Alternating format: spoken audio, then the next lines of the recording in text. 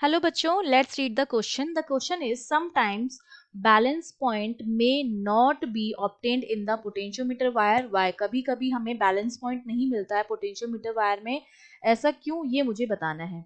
तो देखिए की कॉन्सेप्ट में जो चीज हमें पता होनी चाहिए, हम जानते हैं कि पोटेंशियोमीटर का यूज हम करते हैं किसी भी अननोन सेल का ईएमएफ कैलकुलेट करने के लिए। ठीक है, इससे हम क्या करते हैं, ईएमएफ ऑफ अननोन सेल हम कैलकुलेट करते हैं। और इसका जो प्रिंसिपल होता है वो हमारा क्या होता है, अगर मैं पोटेंशियोमीटर के प्रिंसिपल की बात करूं तो इसके प्रिंसिपल के हिसाब से जो पोटेंशियल ड्रॉप होता है, potential drop across the segment of wire, किस इस वायर के, जो वायर हम इसमें यूज कर रहे हैं उस वायर के किसी भी सेगमेंट के लिए जो पोटेंशियल ड्रॉप होता है V that is proportional to the balancing length. तो यहाँ से मैं कह सकती हूँ V मेरा KL के बराबर आता है। जो पोटेंशियल ड्रॉप होता है KL की, जहाँ पर K जो होता है हमारा वो पोटेंशियल ग्रेडियंट होता है। ठीक है, ये हमारा पोटेंशियोमीटर का प्रिंसिपल होता है। अब अगर मैं सर्किट डायग्राम बनाऊं पोटेंशियोमीटर का, तो देखिए उसमें दो सर्किट होते हैं। एक तो प्राइमरी सर्किट होता है जिसमें एक नोन सेल होता है जिसका ईएमएफ हमें पता है। ठीक है, इस तरह से कनेक्टेड है वो वायर से। ठीक है, ये वायर का ए टर्मिनल है, ये बी टर्मिनल है, और ये वायर जो मेरा होता है वो 100 सेंटीमीटर लॉन्ग वायर होता है। फिर हम इसके टर्मिनल से यहाँ पर जोड़ते हैं वो सेल, ये तो मेरा हो जाएगा नॉन ईएमएफ वाला सेल जिसका ईएमएफ हमें पता है, और ये हो जाएगा हमारा अननोन ईएमएफ वाला सेल जिसका ईएमएफ हमें कैलकुलेट करना है। ठीक है, उसको हम जोड़ते हैं गैल्वोमीटर से, और वो हमारा जुड़ा हुआ होता है जॉकी से। ठीक है, तो पहली चीज तो हमें बैलेंसिंग लेंथ कब मिलेगी, जब हमारा सर्किट जो होगा वो प्रॉपर बना हुआ होगा। ठीक है, सर्किट जो है वो प्रॉपर होना चाहिए, कनेक्शंस जो हैं वो क्या होने चाहिए, टाइट होने चाहिए। कनेक्शंस जो हैं वो टाइट होने चाहिए। जॉकी को बहुत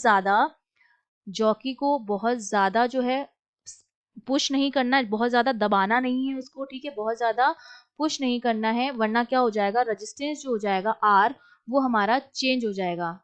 ठीक है, तो एक तो ये हो जाएगा कि मतलब जो इसका पॉजिटिव टर्मिनल है वो भी ए से जुड़ा हुआ होना चाहिए, इसका पॉजिटिव टर्मिनल भी ए से जुड़ा हुआ होना चाहिए, है ना। मतलब हमारा सर्किट प्रॉपर होना चाहिए, सर्किट डायग्राम कि सारे टर्मिनल बिल्कुल सही से जुड़े हैं। पॉजिटिव ए से जुड़ा है नॉन ईएमएफ का भी, अननोन ईएमएफ का भी पॉजिटिव टर्मिनल ए से जुड़ा हुआ है। इस तरह से जॉकी जो है बिल्कुल प्रॉपर हमें स्लाइड करवानी, बहुत ज्यादा उसको दबाना नहीं है, बहुत कम भी टच नहीं करवाना है, इस तरह से।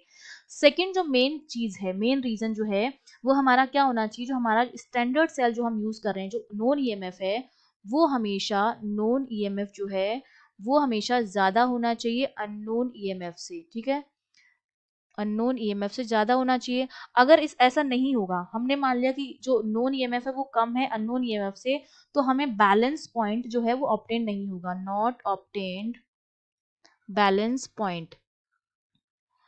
बैलेंस बैलेंस पॉइंट क्या होता है, जब हम जॉकी को मूव कराते हैं तो एक पॉइंट ऐसा आता है जब गैल्वोमीटर में डिफ्लेक्शन जो आता है वो नल डिफ्लेक्शन होता है।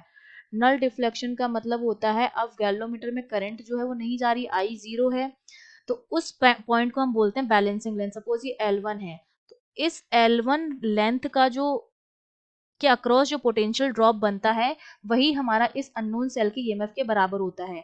अगर नोन सेल का ईएमएफ कम होगा तो हमारा जो पोटेंशियल ड्रॉप बनेगा वो छोटा बनेगा, स्मॉल पोटेंशियल ड्रॉप होगा हमारा। और जब स्मॉल पोटेंशियल ड्रॉप होगा, क्योंकि इस सेल के ईएमएफ के बराबर ही होगा, इस वायर के अक्रॉस जो पोटेंशियल ड्रॉप होता है उस नोन ईएमएफ के पोटेंशियल के बराबर होता है, ईएमएफ के बराबर होता है, तो हमारा छोटा बनेगा। अगर ईएमएफ कम है, छोटा बनेगा, तो हमें बैलेंसिंग लेंथ जो होगी वो नहीं मिलेगी। Not find balancing length, balance point जो होगा हमें नहीं मिलेगा। ठीक है, तो ये दो पॉइंट हमें ध्यान रखने हैं अगर हमें बैलेंसिंग लेंथ चाहिए। एक तो हमारा सर्किट प्रॉपर जुड़ा हुआ होना चाहिए, पॉजिटिव कनेक्शन से पॉजिटिव कनेक्शन, नेगेटिव से नेगेटिव, इस तरह से गैल्वोमीटर प्रॉपर, जॉकी प्रॉपर जुड़ी हुई होनी चाहिए। और दूसरा जो मेन है, जो नॉन ईएमएफ है वो ज्यादा होना चाहिए अननोन ईएमएफ से। तीसरी चीज, जो हम वायर यूज कर रहे हैं, जो हम वायर यूज करते हैं वो यूनिफॉर्म होना चाहिए, यूनिफॉर्म क्रॉस सेक्शन का। ठीक है, मतलब यूनिफॉर्म क्रॉस सेक्शन का मतलब है जो आर होता है हमारा वो किसके बराबर होता है, रो एल अपॉन ए के बराबर होता है।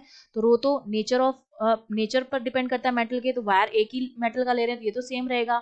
लेंथ भी हमने फिक्स कर दी 100 सेंटीमीटर, ये जो ए है वो भी हमारा सेम रहना चाहिए, ताकि मेरा पूरे वायर के लिए रेजिस्टेंस पर यूनिट लेंथ जो आए वो क्या आए, सेम आए।